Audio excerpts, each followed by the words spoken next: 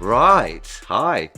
How are you? Hello. Red lights are on. We're recording. Oh my goodness. I know. The world's watching. For those who don't know who are you? What do you do? What do you get up to? What do you do for work? I'm really an incredibly boring introvert. Okay. So, I mean, career, job wise, so 16 years in agency, 4 years now in prop tech on the dark side as a Easy supplier. transition? Yeah, easy transition apart from learning B2B, like being B2C for 16 years and then suddenly having to completely kind of change your sales tactics and the way you think almost about sales. As a former agent, now looking at the landscape of prop tech, what is your number one or you couldn't live without if you were starting your own business, say me and you started Amy and Matt estate agents. I mean, catchy title, right? But it seems to us that some agents have between 10 and 20 pieces of prop tech supposedly working for them. But like you say, it's horses for courses. Does it work for me and my team? What do you think are the standout ones that just should be used? I mean, firstly, you've got to look at very carefully at what CRM you use. I think your CRM is your backbone of your industry. The CRMs out there have, oh my goodness, they are insane at what they can do in comparison. I had Repeat in 2006. I remember meeting Whaley for the first time. You suddenly get given Repeat and your applicant box removed from your desk, put down in the basement, told you're never allowed to use it ever again, which was horrific. Like pulling the plaster off a bit too quick. Yeah, and back then, really all we used it for was registering applicants or buyers, registering sellers, booking valuations, booking viewings, and the diary. We didn't really use it for. I mean, occasionally we might log a call note or, if we could be bothered. Yeah.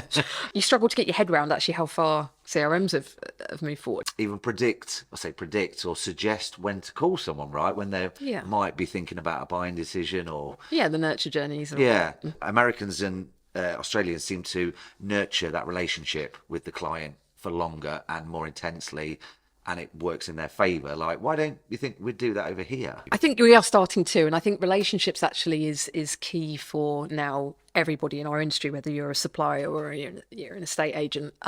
You've got to build relationships. There are more estate agents out there, more suppliers than ever.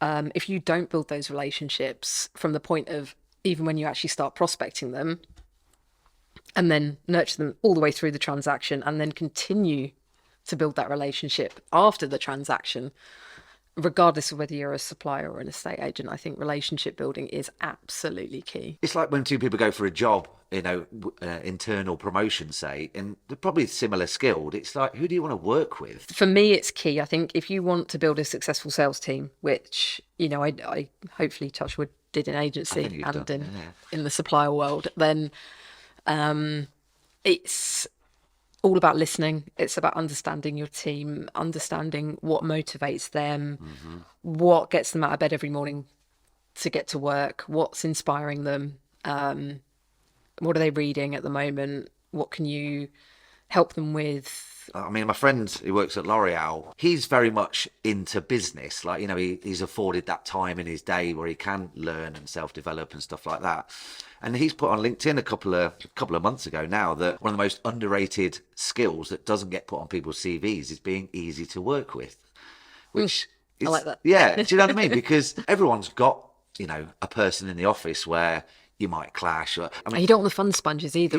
We used to call, so one of my area directors, we used to actually call the Dementor. oh, like a Harry Potter. Yeah, because they used to come into the office and just suck the fun out of the Purpose office. or I think unknowingly. I think unknowingly. But, that's not great. Like, you don't want a leader like that.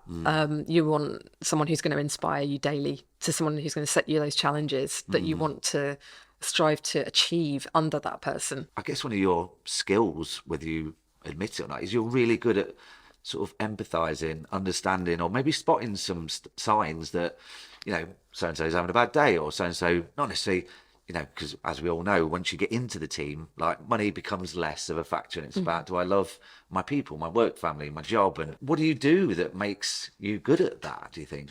I think I just listen and let people talk, and then I think actually it's quite interesting because as a supplier, often demos and meetings turn into sort of therapy sessions. You open up a can of worms because you just say to the agent, how are you finding the market at the moment? What challenges are you facing? And then out it all just comes, and you end up talking about their staffing problems, recruitment issues, which are really sort of current at the moment. You talk about what challenges they're facing, whether it might be fees or lack of valuations, or they've got real problems with transaction times, or whatever it might be. Fall through rates at the minute. But yeah, you tend to spend the first 30 minutes of a meeting just really, and I love it because you just sit there and just let them talk, and you really get to know the person. And then once you understand what challenges they're facing within their business, you can then completely tailor the sort of the meeting around, okay, well, you booked in a demo and you've just explained your problems, what challenges you're facing, or why you are looking at this particular product. And the way they're looking at some of their problems that you might be able to help with. How would you sell a house back in the day? What was your style? I know it's a long process. I mean, but... it changed throughout the years. And I'll always actually remember when open houses suddenly came in. And I think Romans, certainly in our area where I was in Berkshire, we were the first agent to be doing open houses, and we had like big pop-up banners, which was great. And it kind of gave you a bit of a buzz, and you were like, we're doing something different. Yeah, totally. And the sellers loved it. You look at video, how that's evolved. When I first started in agency, we just didn't have video. But then I think the first thing I remember was getting a camera that you took a load of stills, like about maybe 20, 30 stills of the room, and you moved the camera around on a tripod and it kind of clicked. And it was a special tripod. And you took a photo, click, took another photo, click, and you took about 20, 30 of that. And it sort of then created a video that like panned around the room. Oh, wow, right. And that was quite good fun. I remember us being one of the first sort of agents to do that. But then everything kind of virtual tours kind of stopped. Yeah. And they weren't really a thing. Aggressively peaked and then... Yeah, and then literally COVID hit and, oh, wow, okay, there's virtual tours back again. Yeah. And I think brilliantly, they're now here to stay. I love seeing all the sneak peeks. I think they're brilliant. Yeah. I think the agents have got really creative with content and videos. When did you make your first video? How do you perceive video? Do you think it's must-have nowadays, or still a bit of a nice luxury? How do you use it in your world? I think with agents, it's an absolute must-have now. I think we've gone past the point of no return with agency and videos. I think the public now expect it, and I think there's a lot of agents out there that have proved the point by selling a lot of houses on or purely through social media before it hits any portals. That's amazing and great for them. I think in the supplier world, I'd like to see more video. Okay. Yeah. I'd like to do more video myself. I think it's one of those things where you get so stuck in your day-to-day business, you kind of forget, and then something happens, you're like, I really should do a video about that. But then the day just goes, and it's hard. I think also you don't want to be just doing videos as a supplier, as all about the product selling. You've got to try and be creative, almost like a lot of the agents are doing now. Yeah. But you mentioned my first video. Yeah, what was I do remember it. You do you? It was horrific. Were you nervous? I mean, what's your take on? Because I know you. We've known you for a couple of years, and we always chat at exhibitions and conferences. And but Chris and I mean, we're on camera today. But often Chris and I joked a few weeks ago that we're often behind the camera. Now, we don't mind being on it, and we've done now in the daft videos into our Facebook group and all that jazz. But we know that it's not as easy as that. It's not as clear cut as that. Like, how do you find, I guess you open up, you offer yourself to the world, and sometimes it goes well, sometimes it doesn't. Sally _66 from Southampton might have a comment on it. But as Chris Watkins said, he's like, just concentrate on your inner circle. Like, talk me through the process of getting into video then. I mean, it's huge. I think for most people, they're absolutely terrified. I think, okay, there's probably, a percentage of people that love it and kind of, record yourself. Enjoy it. But I mean, initially, I absolutely hated it. I think it's a big... I remember the first time I came up and obviously sat with Chris Watkins, and I was terrified. That was the first kind of proper video production, with the cameras in front of you.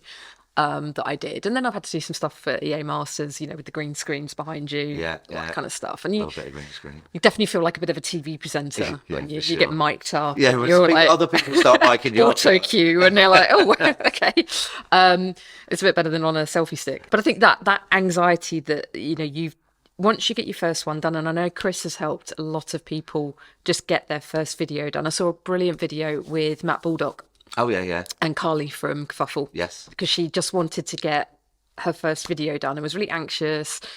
And it was amazing that he took the time to help her do Yeah, that. it's good like that. And I think you've just got to do it no matter how bad you think it's going to be. It's often Unfortunately, your you own just worst have to do it. critic. Yeah. How anxious were you?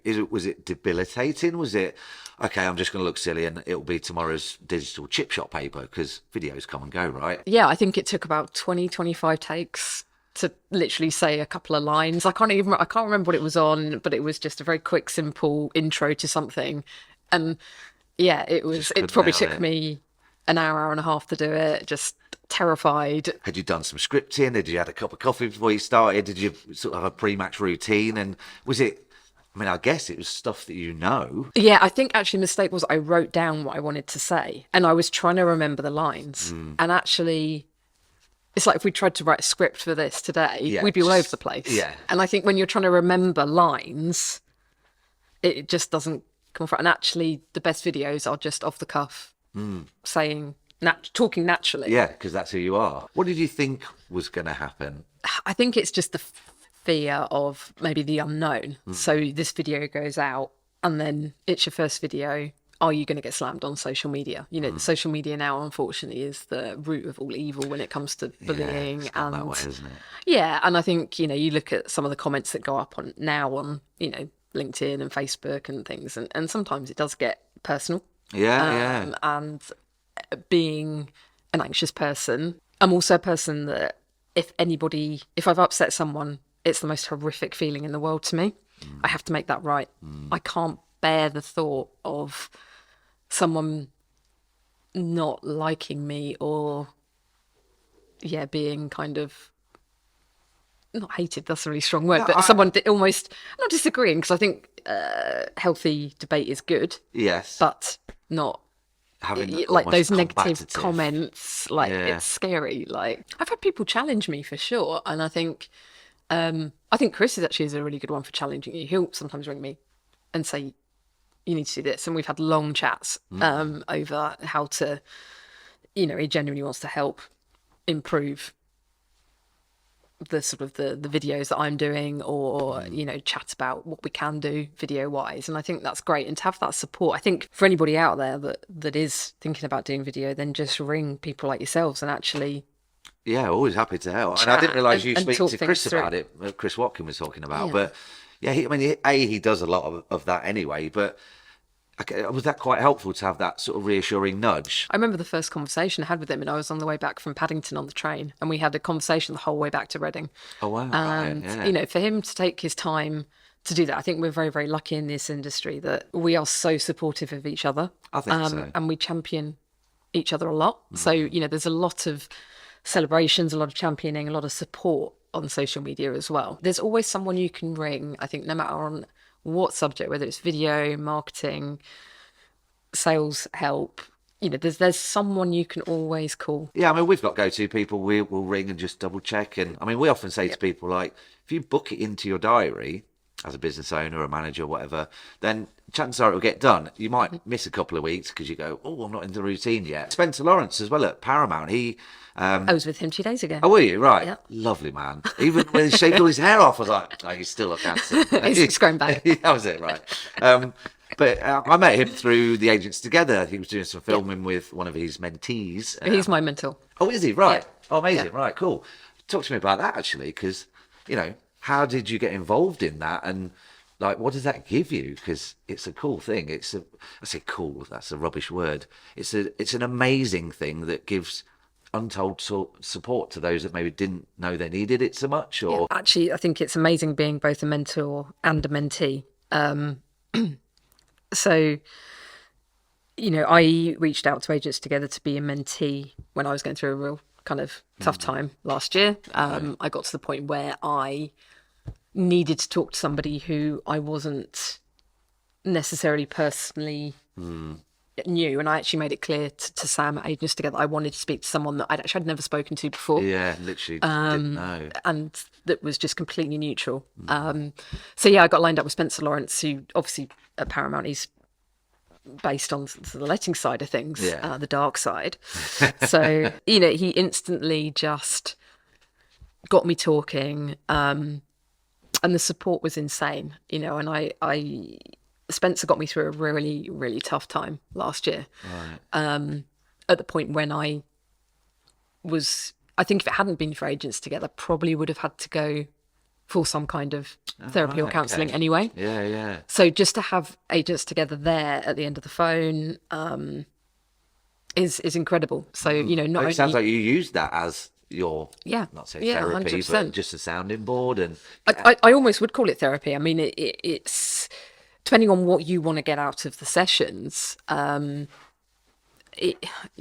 it's mental health related, again, business related, it's there to support our industry. And I just think it's the most incredible setup and organisation. are they taking on more and more mentees and mentors like all the time, or is there a fixed number? I don't think there's a cap on Numbers. numbers. I think, I think I saw somewhere, I might get this completely wrong, Sarah, sorry if I have, but I think there's something like 800 mentors. Wow, right. Oh, that's more than I thought, actually. Something Yeah. along those lines. I may have that completely wrong. Like you said, you were a bit nervous, forward slash maybe anxious about making your first video. Was there any nervousness about being a mentor? It's one of those like humbling moments where you're like, Sam's on the phone and it's like this person's asked for you, and I was like, what? The best. Oh, so Pardon? that's someone has to be person. Yeah. Amazing. And I was like, why? Like, why? Like, okay. And it is a bit of imposter syndrome, I guess, because you're just like, I'm just me. I'm just me doing my thing. I'm just me. I don't know. It's weird. It's a weird feeling, but I think it's very humbling. You feel very grateful to be kind of in that position that maybe you just might say one thing that might help someone, no matter whether it's a business tip or a mental health tip or just getting them through something that they thought they couldn't achieve. What's fascinating to me is estate agents are seen as these big extrovert, really confident people by the general public, and a lot of us just are not. I'd say the majority, we are right? not like that. And even my friends used to say to me, just, how are you an estate agent? You're not an estate agent. It's weird. And it's almost like when you become an estate agent, when you walk into a house, you just put on this like Sasha like Fierce. a cloak or something, and you just go in and you just smash it out the park, and then you get back in the car and you're literally like, oh, and it's like, That's really know, interesting. it's weird. That. Okay, how about women in estate agency? For me, it's more a celebration about diversity, and that's how I see it. I think, women in estate agency, the group is fantastic. The support is there. I actually think men should have an outlet, and I hope there is one of some kind, because the support that's given in the group. There's some funny memes and stuff that go in there and stuff, and funny videos, but it was set up to just be a supportive network for people who wanted to ask advice. You can post anonymously, so if you want to ask about a member of staff or something, an issue that's going on, then you've got that there, because again, a lot of people find it hard and don't have like a go-to person they can speak to. For men as well, I know that, and I do know quite a few men that struggle with various different issues, mental health issues, and I hope there is something out there for them as well. And it's not about us as women wanting to separate away. For me, certainly isn't. No, and I think that's been really misconstrued since its inception, isn't it? Almost, I've seen a couple of posts on Facebook where, unfortunately, it's blokes questioning why isn't there a man in, and it's not the point, is it? I got asked that question by a man, and I said, set one up then. Like, please set one up, please. Yeah. Because I think men also go through really tough times. Sometimes, they need an outlet, need someone to talk to. I've got a lot of male friends in the industry, and I adore talking to them. And, some of them do feel like they can open up and talk to me properly. And that's just amazing. And I hope that, I don't want the women in agency group to be seen as that. And it's... Yeah, I mean, I hope it's not. It's not from our end. But, I mean, it's interesting to say about the men thing. I mean, over the years, I've lost a couple of friends to suicide. And we all know the stat that it's my age range's biggest killer. Yeah. It still blows me and Chris away that, I mean, friend in Newcastle a couple of years ago, and you're like, bro, why didn't you just call me? And I look, I've seen the other side of it. I've got a friend who's going through stuff at the minute, like hasn't worked for 15 years, got an alcohol problem. And I get it. And like the best piece of advice actually was be a dolphin, ride alongside them until they need you, because you can't change that. I mean, I know this is a very specific thing, but same with the mental health stuff. It's like, just always be open to being there for someone, whether it's repeating the same phrase every day. I'm here for you guys if you need to come and talk, because one day someone might just remember that and take that up. So yeah, it's great work. I'm saying great work. Well done. Don't thank me. No, I think it's, and I think, we are one industry, and I want to see it move forward as that. And I think it's a wonderful, amazing industry. We are so lucky to have what we have, support wise. Thanks so much for coming on. It's been a pleasure. No, thank you. No, it's we'll go for more tea and have a bit of lunch, and Sounds good. It'll all be good.